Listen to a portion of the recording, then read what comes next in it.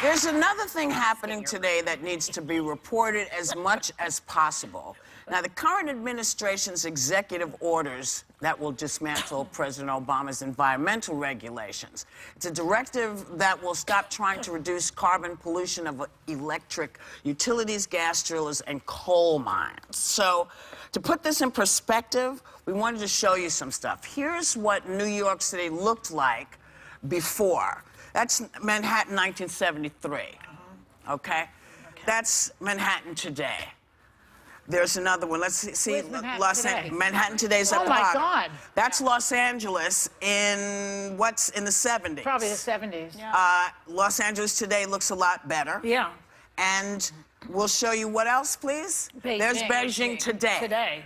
That's what Beijing looks like because today. it doesn't have the regulations Because they don't have the regulations. We put in place after the 70s. But I believe EPA that the Chinese are trying to reverse that. They're trying to reverse As we go in the other direction, the Chinese are being more advanced. Yes, and you know what's really frustrating? No, what is? Donald Trump, who sort of flip-flops on climate change, you know he was building that little golf course In Scotland? In Scotland. Well, in the permit application, it included an environmental impact statement that explicitly said that they needed to build a seawall to combat global warming and its effects. Oh, he doesn't want it on his golf course? So he wants to protect his golf course, his business from global warming, but not our country, which is fascinating. I think he has a lot of pressure, right? From what I'm hearing, he has a lot of pressure from people in states that rely heavily, and energy states, that say that the regulation from the EPA limits job opportunities, that it's, basically they're arguing not that they have a problem with regulation existing, but they feel that some of that needs to be left to the states, not the federal government, that it's overreach by the EPA, and then also that it's over-regulation. There's waste, there's fraud, abuse within the EPA that costs taxpayers a lot of money and doesn't have a benefit. And hurts their state. But here's the benefit. Why do you think those were put in place? Because people were abusing it. People were abusing their rights as folks who run companies to take care of their people correctly. For profit. Those profit will always win. But you know, it's unfortunate because I asked today what exactly we use coal for. Right. These days. Now, I watched the Crown. Yeah. Do you remember that? Okay, so there was a shot in the Crown where she's looking out the window. She can't see anything. Queen Elizabeth. Yeah. You know, she cannot see anything because of the coal smoke that England went through. And when I tell you can't see anything, you can't see anything. And so what would we be heating with coal? Would we be... I mean, is it a coal-fueled car? What is it? No, I mean, there's been this transition from coal to cleaner forms of energy.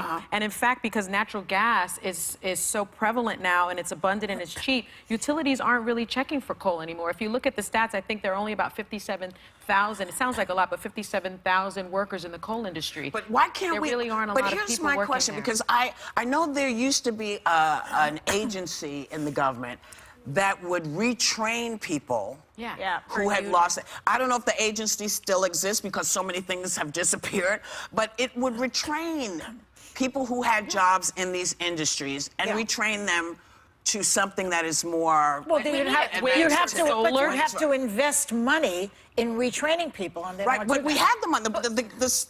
It's there. It's there. Why? Yeah, that's true. That's a great point. So what are they going to do with the money? What are they doing with the money? The problem is also, though, you need those industries to be boosted up somehow. Like, you remember you had that big controversy over Solyndra, which was a green energy company that got government money and then collapsed. So you have to find a way in the private sector to have these industries that are healthier. Look, I want cleaner air. I'm deeply, deeply concerned. I suffer from terrible allergies. I can't live in a place that's polluted. So and a lot of people feel like that. I mean, we live in New York City, and I can't even bear that. And then you look at some of these photos, and you live in fear of what could happen without some form of regulation. But there has to be a way for these industries, these green energy industries, within the private sector, within the free market, to be propped up, and then these people potentially to be retrained, because a lot of this stuff is going to be out of date. Where there's a will, there's a... If they wanted to do it, they could do it. But to hold on to this right now is not, it's a short-term fix, because ultimately this is an outdated problem. Right. So you want jobs, you need innovation at this point. We need people creating new jobs.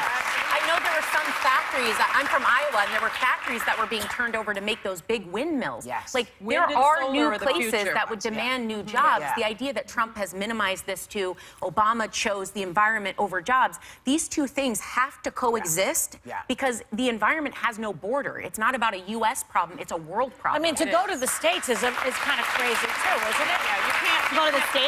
To give to make it a state issue, I mean, where there's wind from New Jersey. You can't make it Well, a they're just state looking issue. at the Constitution. Some people feel that the EPA oversteps its bounds. I understand the need for some regulation It's all on this people industry. who don't live in places. Right. You know, all these folks who are fetching about this, you know, they're not the ones whose children are going to be suffering from whatever you're dumping. And look at Flint.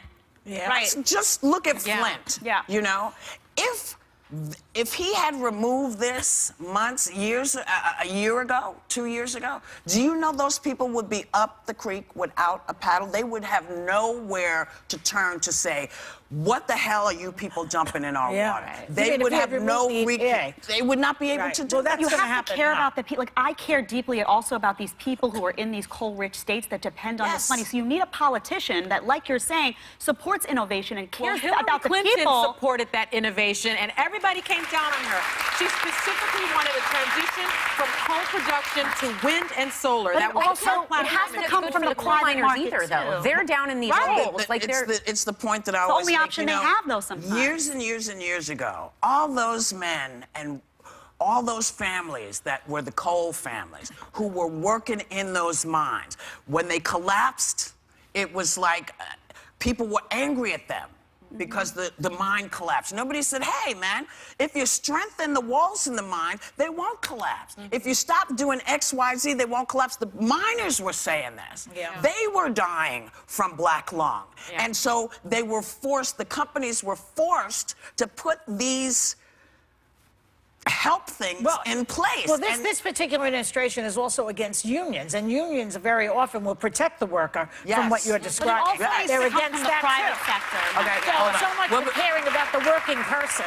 We'll be right back. There's Yeah.